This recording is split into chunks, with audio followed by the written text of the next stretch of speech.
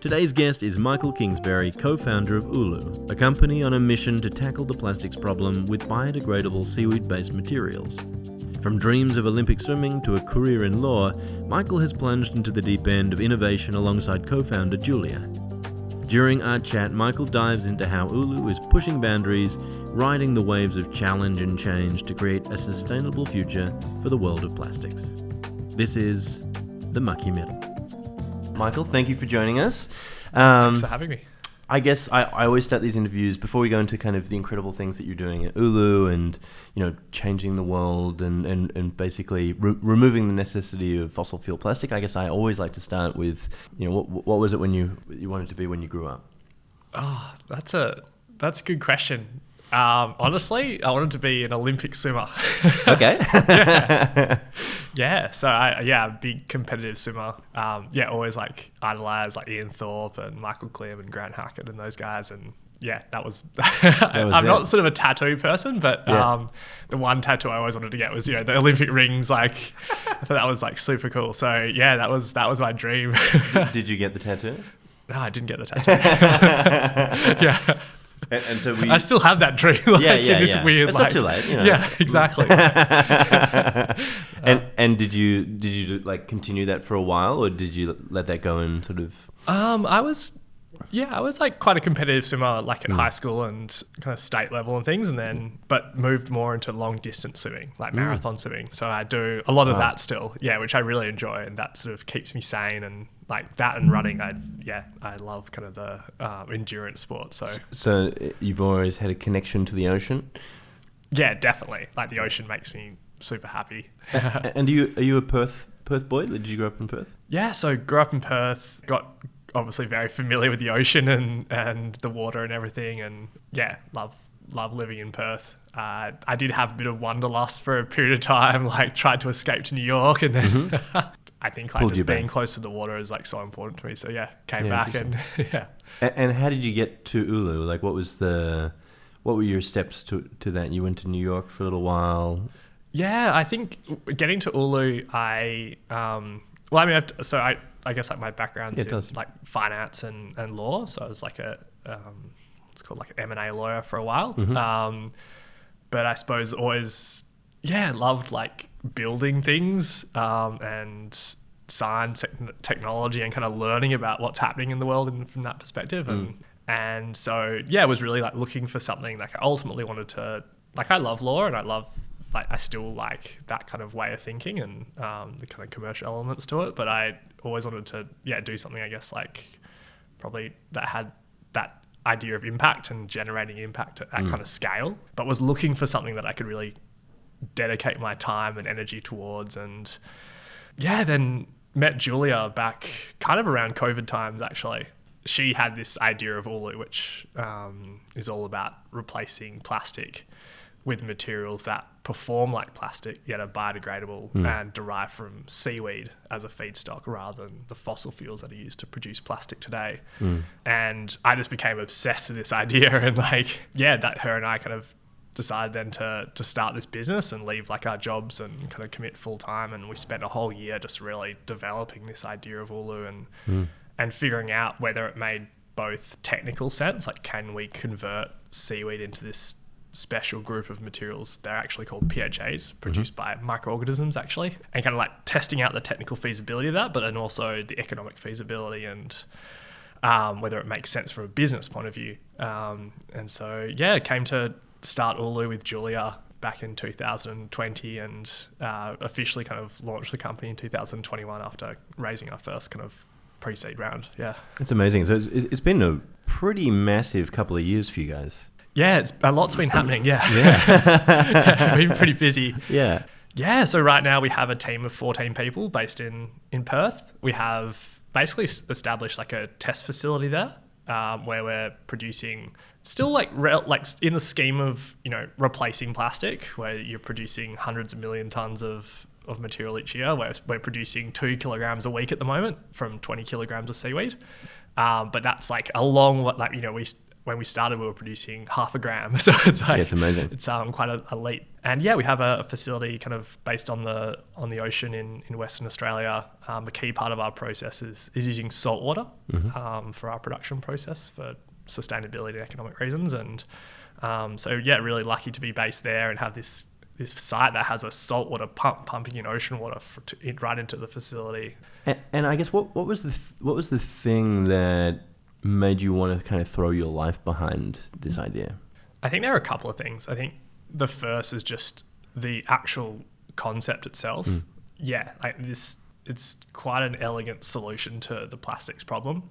Having materials that it really makes sense. Like these are materials produced by nature. Nature understands them. Nature can break them back down again at the end of their life. But they have this amazing kind of magical quality in that they actually behave like plastic during use.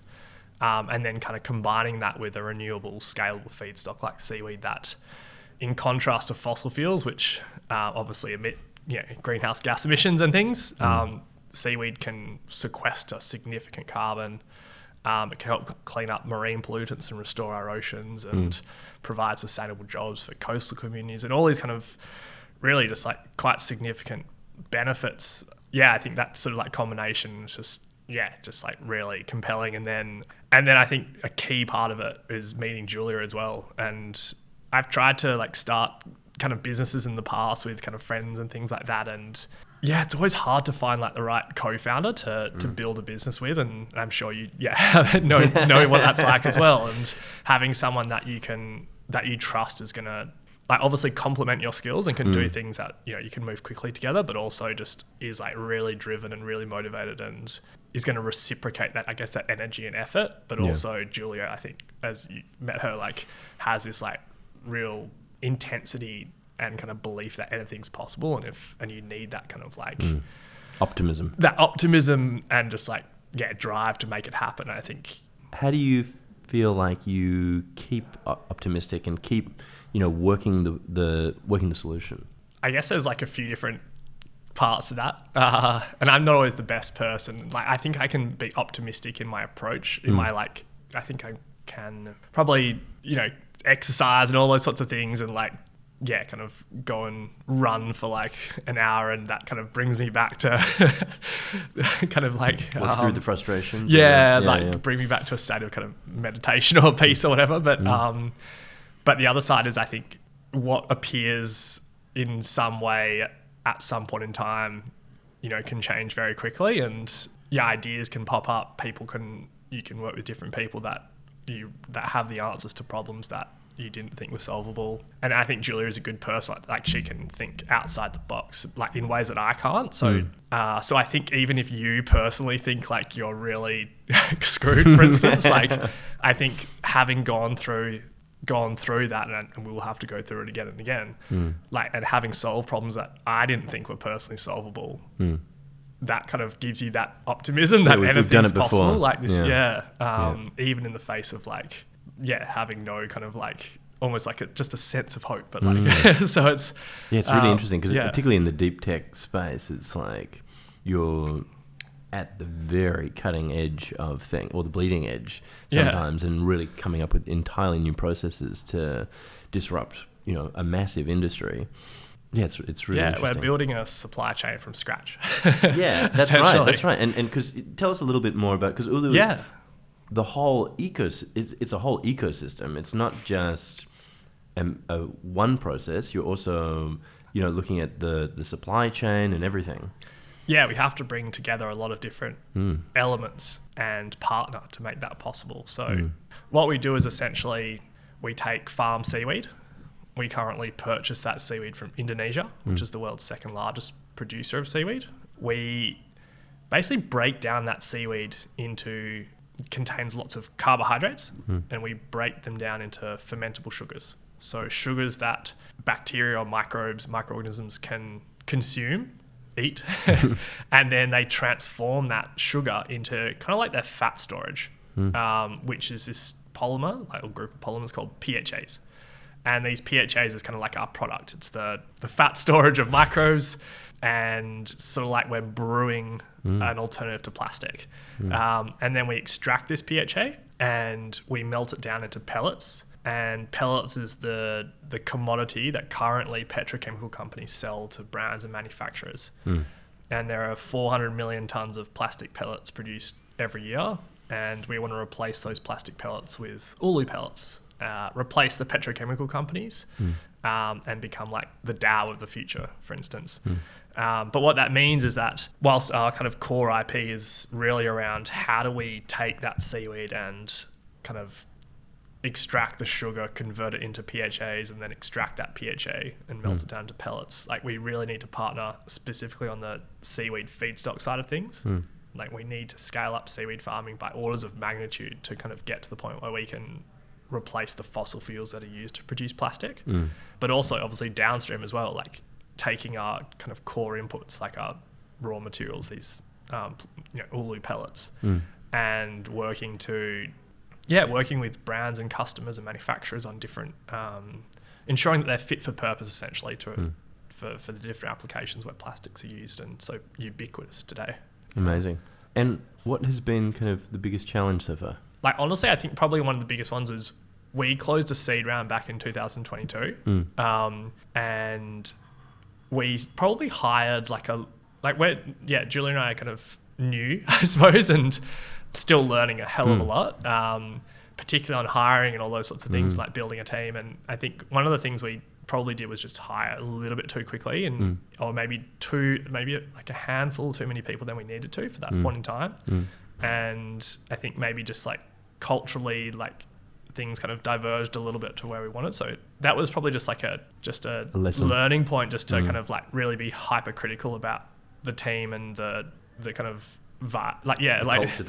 culture that you're creating. And like it wasn't like horrible, but I think it was just like seeing also the change. So we had to let a few people go, and then seeing the change in the team that we have now, and just like this really kind of I think like everyone there is doing like working bloody hard, and like it's like everyone's sort of really driven to kind of and aligned with our mission and what we're trying to achieve. And I think the culture is like significantly it's like an amazing culture. So I think and just seeing those little like changes that you make, which are hard decisions to make at the time, because you kind of they're micro kind of like feelings of culture shifting a little bit, but then you make that change and everything. Yes, this is right. That was a good move to make. Exactly. It is really interesting, and particularly when you have a very clear vision and mission and purpose.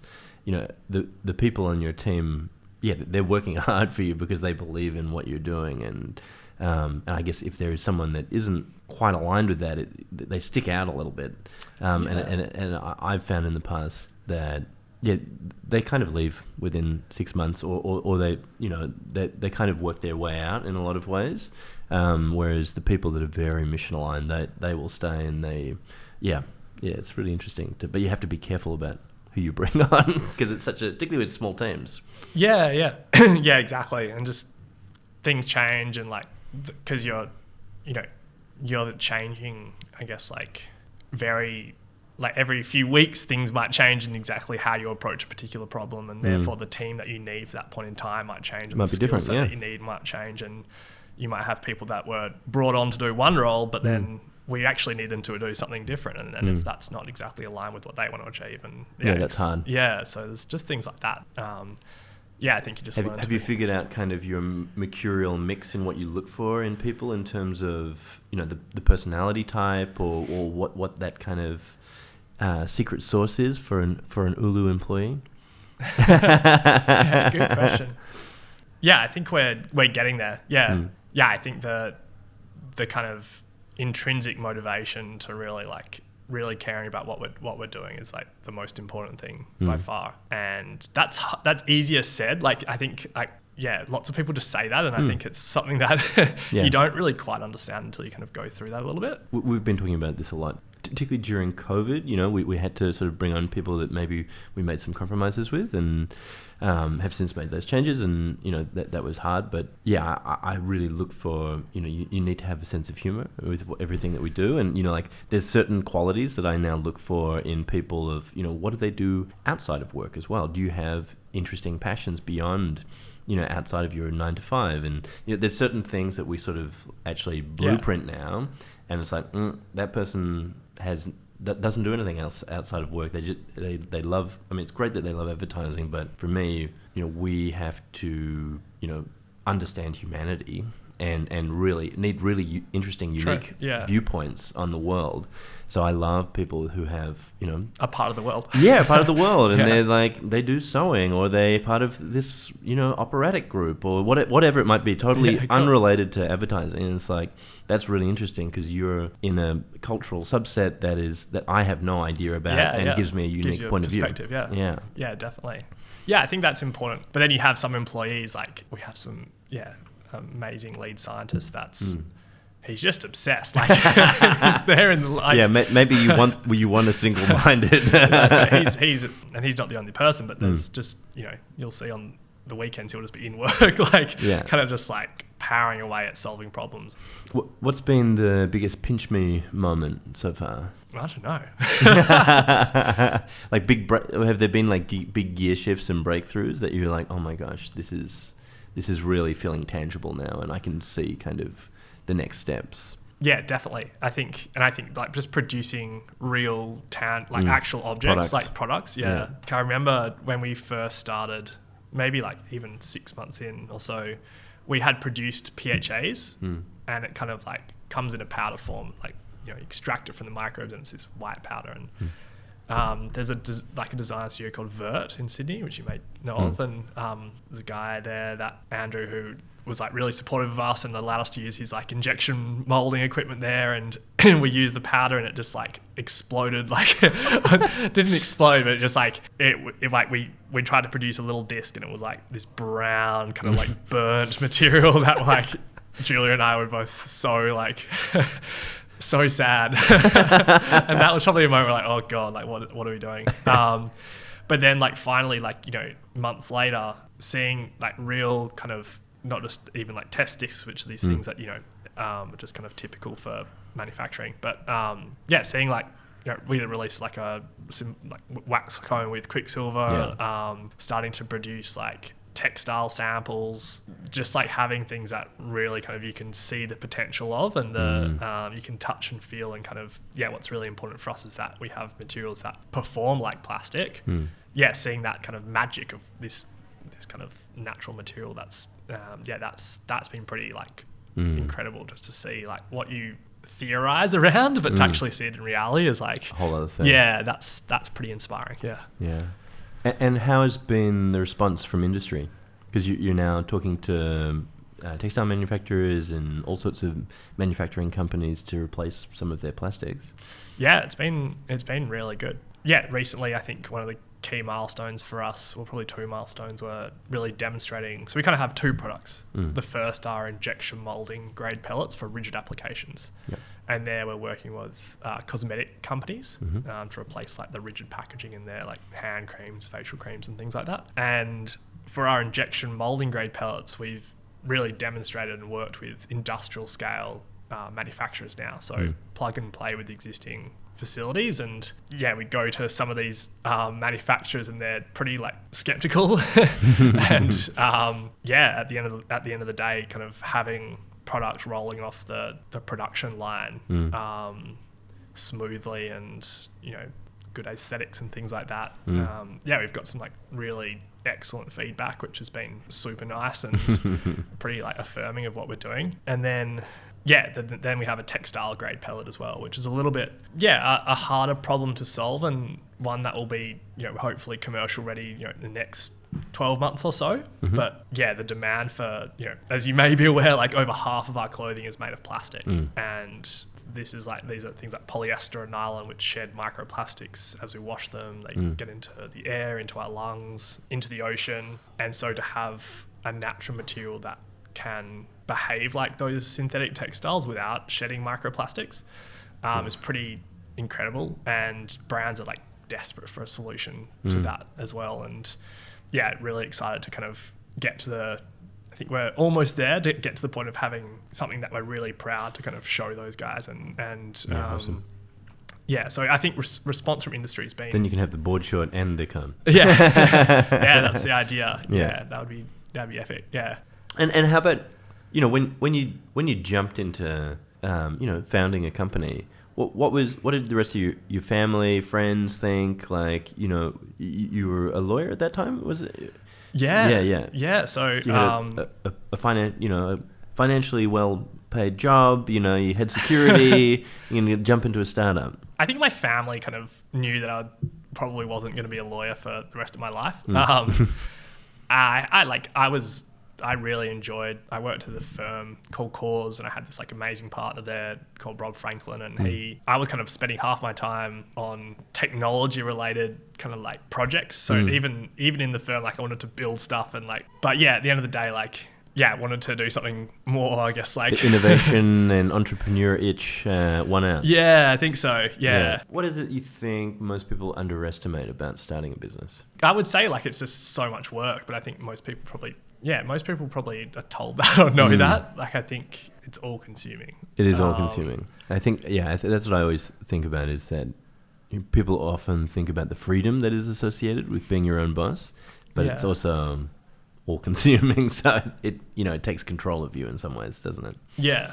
I think that is up there, but yeah, it's also amazing, and you have that real sense of purpose and that direct kind of correlation between your energy and your results, I suppose, which is pretty satisfying. I think it kind of goes back to the all-consuming thing, and probably I just need to get better at this, and is I guess probably just relationship management and and not just with friends and family and everything like that. That becomes a lot harder. You've got to say no to things that people just don't understand why, and that's probably quite a maybe there's ways I can manage my time better to do that, but it's really difficult to kind of find time for everything now. And I think, and then also that comes with just relationships with people that want to go for coffee or go and or ask you questions. They're all really nice people and great people, and kind of those sorts of things are just you don't want to let people down and not get back to people. And I think that just becomes really, really hard. We've got an awesome EA now that's really helping us sort of manage that, but still difficult. And I don't know. That's just finding the balance. Yeah, I guess it's that thing, and just it's pretty tricky, but it's probably something that we can improve on a lot. What are you most excited about right now with the business? Yeah, a few things. Now we're thinking about kind of building a demonstration plant, and so getting to the point where we can start to deliver early sales to customers, and hiring a head of engineering and a head of growth, and kind of building out the company to kind of get to that next level, which is quite exciting and apprehensive at the same time. And that's probably the biggest thing. I think we have as I was mentioning, this one, we have one product which is commercial ready, which is the pellets for rigid products. And so we've kind of unlocked now the ability to really work with customers and do prototype real products with those customers and bring them to market. And then I think textiles is something that's just just kind of super exciting as well, and just seeing that progress is pretty cool. So excited for the next few months, because I think they're making some pretty big inroads in getting fabrics that really feel and behave like polyester. Amazing. And how do you have to, because you're scaling up the rigid plastics, and then you'll have to scale up is it completely different processes, or is there some shared manufacturing elements, That's a good question. Or is it quite, how complicated is that? Yeah, so what we're doing is, so the pellets is kind of the input for all sorts of different plastic manufacturing processes. So in the same way you have a polyester or PET pellet that goes into a Coke bottle, that's sort of the same as your shirt, for instance. Okay. So when you have an Uluu pellet, and there are some tweaks that we need to make to the composition of that for different applications. For instance, for rigid applications, it might be a bit more tough or rigid.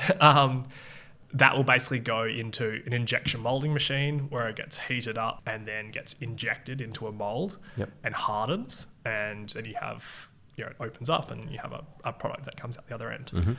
Whereas for textiles, that similar pellet, which we would sell to a brand who would nominate us as their raw material supplier of choice to their manufacturers.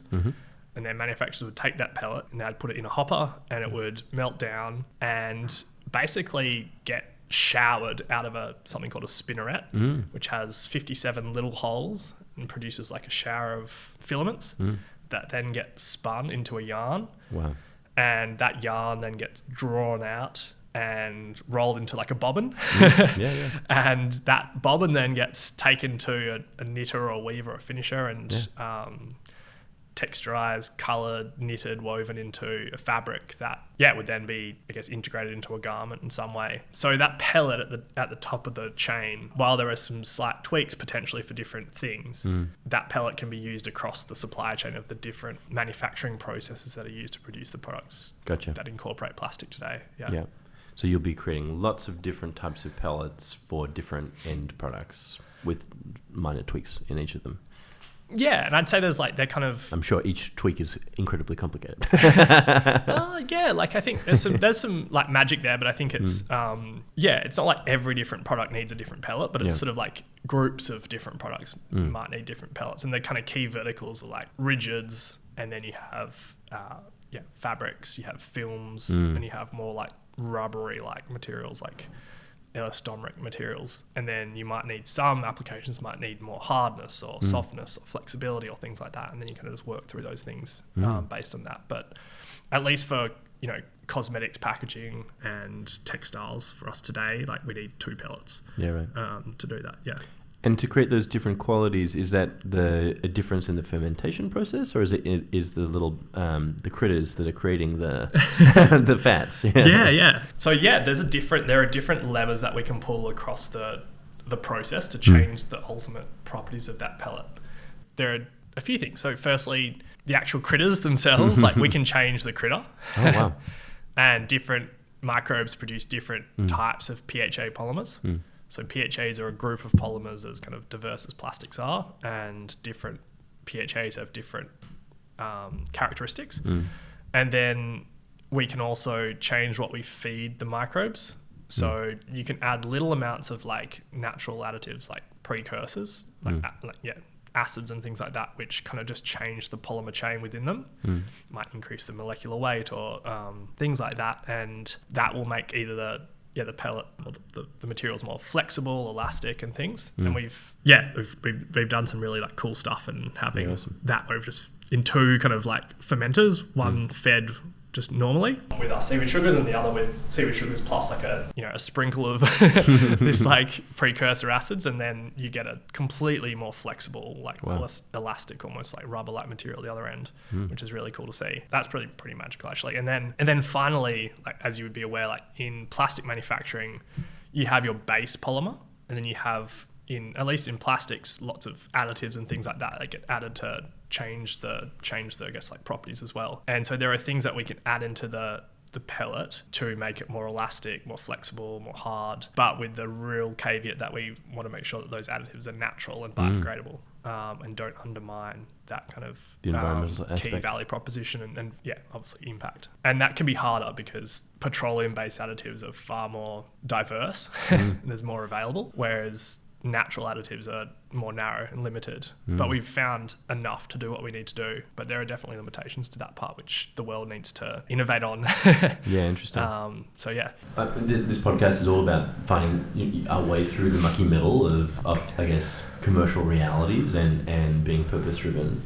Have there been things that you've had to really pause on and like, I wish we could just do this one thing and it would solve this commercial reality, but no, we can't? It sounds like that the additives is one of them. Yeah, I think a good example of that is like we had a cosmetics brand that had yellow packaging and they wanted like a bright yellow, because it's distinctive and part of their brand identity as well. And so that's kind of a non-negotiable for them, is they want this yellow color, whereas we use mineral pigments and that can't necessarily provide that, at least today, that distinctive like bright yellow. It was more of we kind of had to not progress with that partnership just because like it's not possible to kind of do that today. That's unfortunately. Interesting.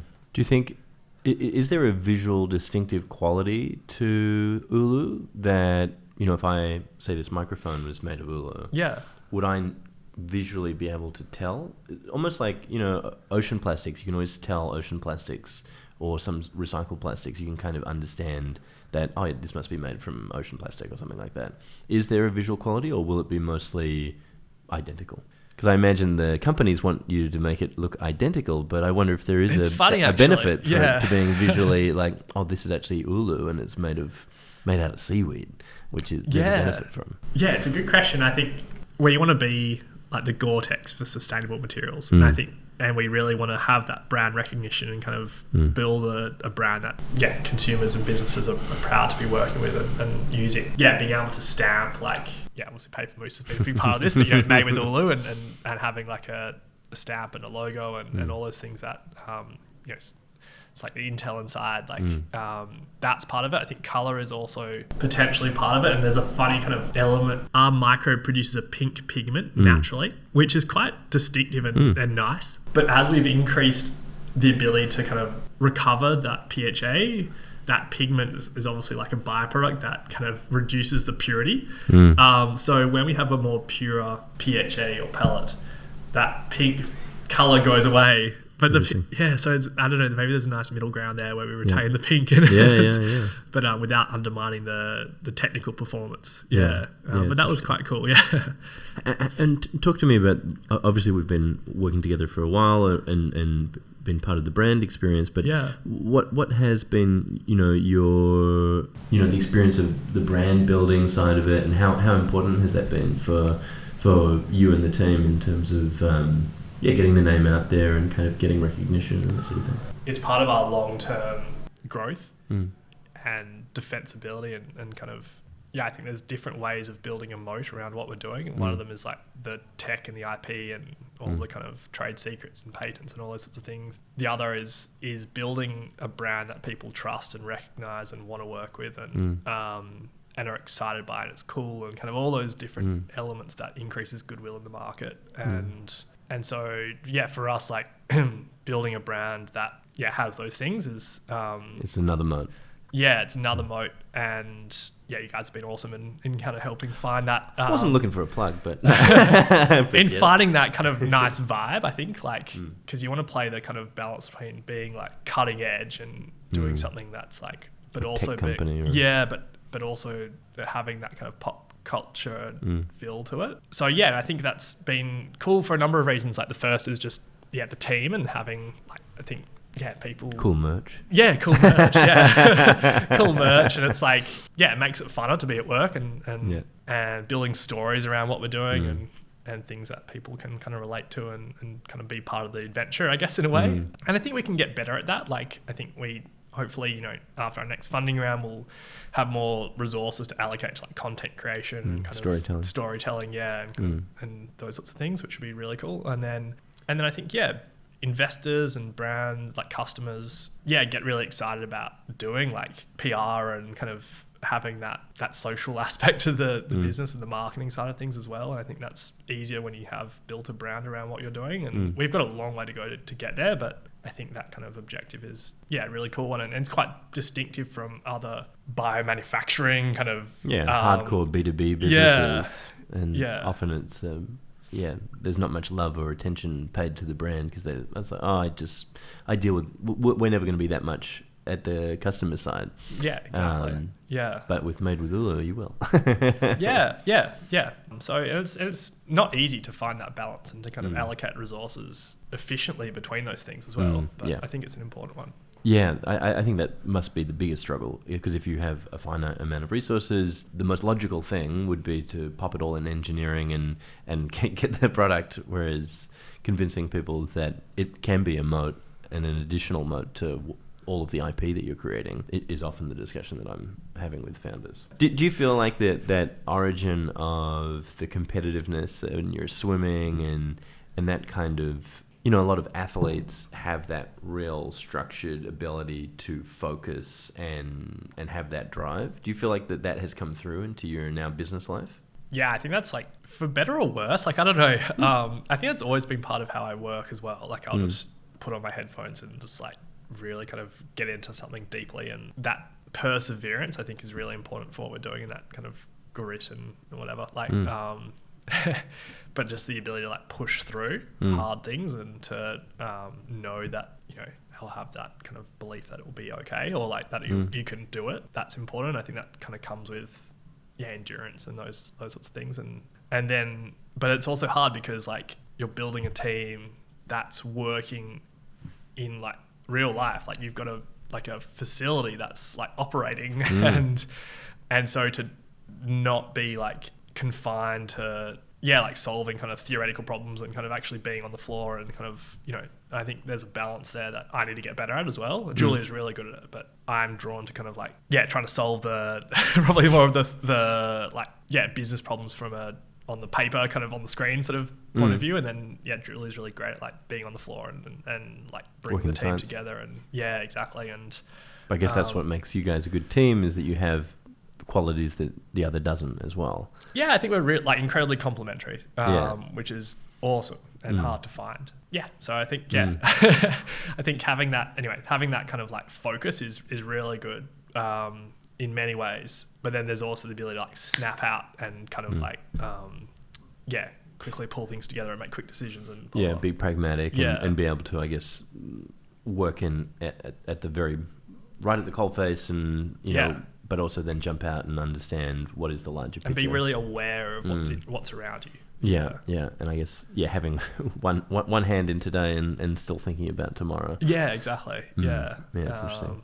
Did you and Julia work together prior to starting the business? Or did you, like, how did you know that this was the right person to go into, you know, a work marriage, essentially, you know? Yeah. It's an intense thing to have a business partner, I think. Yeah, definitely. So we both worked at Minderoo at different times, and we got introduced by like a mutual colleague there that I guess like put us in touch and kind of felt like we might be able to work together well.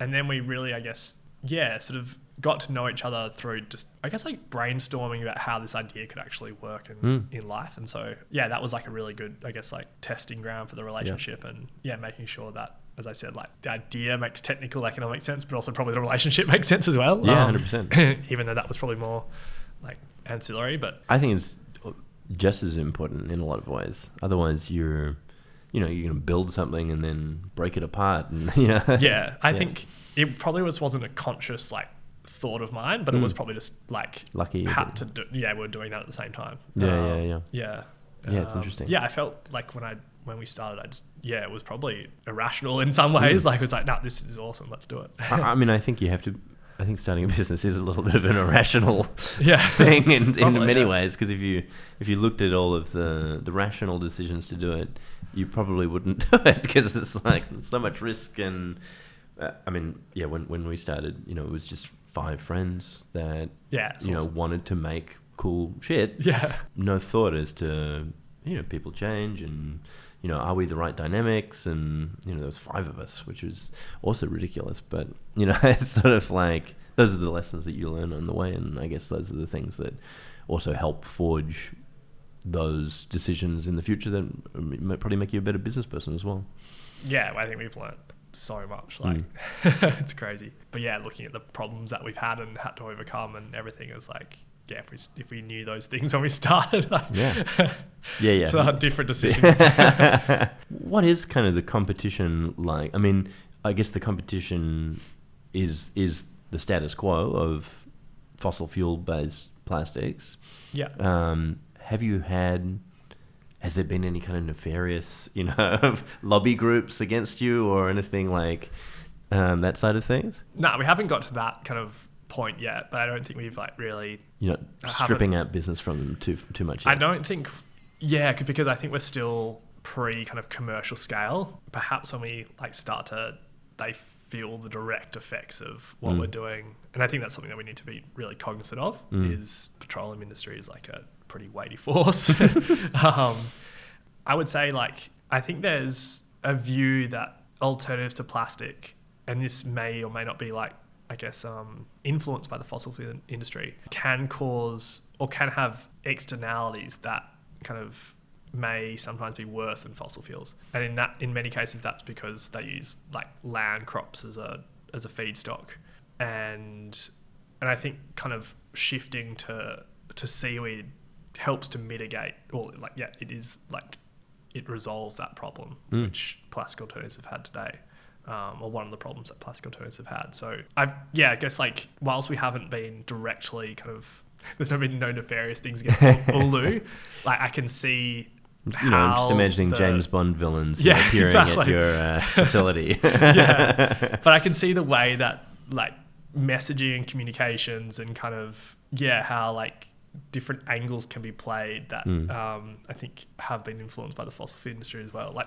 We should be shifting away from land crops, but there's also other examples where holes are being put into alternatives to plastic, which whether they're right or wrong. And I guess for everything to sort of come together and work, the other piece is probably the government and making sure that they're embracing that. What are you doing to sort of make sure that the policy changes in time for the businesses to scale? Yeah, government's a key part of the puzzle. Like there's externalities produced by plastic and fossil fuels, obviously, that just aren't priced into the cost of, or aren't priced into plastics today. And I think one of our objectives is to ultimately compete with conventional plastics on price. And a key part of helping us get there, or at least evening the playing field, is kind of pricing in those externalities, which but I think also the government, we have like an infrastructure around materials or end of life that needs to evolve. We have landfills, which most things go into today, and recycling is often pretty problematic. For Uluu as a natural material, like the best end of life solution is composting and home. We can home compost, but also municipal composts are really kind of supercharged that end of life. And I think currently today you have like food waste that goes into landfill, creates methane and things like that. We could really solve both the food waste problem and the materials problem with Uluu, and having food waste and Uluu go together. Municipal compost, So that's something that we probably haven't like lobbied for necessarily, but I think the world will like kind of shift there. And we have like FOGO system and things like that. But there's just some things that we need to do to make Uluu, for instance, like acceptable in the FOGO system, and people feel confident, and there's trust that it's not going to disrupt that kind of biological process or the system, the end of life, and which I think should happen. Like there are many reasons why it's a good thing to have like PHAs go into a compost, including as you have like food waste, which is rich in nitrogen, like having PHAs go in there rich in carbon can even make your compost like better, and so naturally I think it will shift that way, but the government can help kind of accelerate that transition as well. What advice would you give yourself, I guess if you were talking to yourself when you're thinking about being that Olympic swimmer, what advice would you give yourself now, looking back, before starting Uluu, before all of those things? What if you could talk to young Michael, what would you say? I think maybe just being like having more flexibility in my kind of thinking and kind of freedom to just like, if this makes sense, just go and do it. And that's probably one thing. And then I think the other thing is, which kind of is coupled with that, is when you do something like that, which has been really nice to see with Uluu, is like just the power of the people around you kind of supporting you and building momentum through ideas and kind of, and like, having that kind of, power of community and all those things like can really, really strengthen what you're trying to achieve. And that's really just something that I would have never realized when I was like starting out, or kind of, by yourself. Like the generosity of the community and generosity of the community support and just like making things, unlocking things that wouldn't have been possible as an individual. And that's something I just didn't like factor in, I guess. I don't know. I think that's probably something that I would tell myself, is like, if you have an idea and you want to, people will get behind you and help you make it happen as well. It's not just all on you to like, kind of do that. So I don't know. No, I love that. I think that the resilience thing is interesting. Like what is it that makes someone resilient like that? Like what was it in your childhood that really ingrained this ability to feel like I can achieve this, I can do this, I will make it happen? What was it that formed that part in your brain? I think my dad's been like a really big part of that. And he's kind of he's a pretty tough guy. Like, he's like a quiet achiever, but he's he's an incredibly kind person. Same with my mum as well, but my dad is like kind of does have that, like, it'll be fine, like just keep pushing, like never give up. It's like do what you want to do. And it was modeled in front of you, and you saw and I think it, that's a natural influence. And then I think that probably then makes you do things that build that kind of precedence in your mind that, all right, I did it that time, and then therefore if I was able to do that and put myself in that situation and push through or get out of it or like do something, then I think you're more willing to do it again, and then that kind of just like builds momentum and compounds, and then all of a sudden like you've kind of got a pretty strong sense of self and mind and kind of but it's like it's not easy though. No, I just think about it a lot because I got 2 boys and I just like, what do I do to make sure that they're going to be resilient and that they have this right mindset, but modeling it in front of them I think is probably, which is hard though, because like there's like a tendency I think, or like I don't know, because I don't have children, but parents that are telling their children they can do anything or they're all good, and everything like that. Yeah, it's like a hard balance to strike, because you want to provide reality, but you also want to provide a disreality where you can achieve anything if you like. If you work hard. If you work hard. Yeah, that's right. Exactly. It's kind of the caveat of like, true. Yeah. Most things are possible if you're willing to put the work in. That's true. Yeah. Probably doubted than just like you kind of start to build up that. Just blow up egos that are... exactly. No, that's a good caveat. Awesome, Michael. Well, thank you so much for joining us on the Mucky Middle. Thanks for having me. And thanks for coming in. It's been awesome. Cool. Thanks, Nick.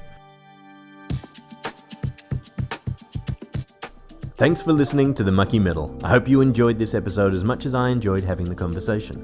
If you did, please hit the subscribe button wherever you get your podcasts, and if you feel so inclined, give us a review. It really helps other people discover the show and gives me a little dopamine hit as well. If you'd like to get in touch, you can find me on LinkedIn or shoot me an email at nick@papermoose.com. The Mucky Middle is a Paper Moose production. Music by Caleb Jacobs.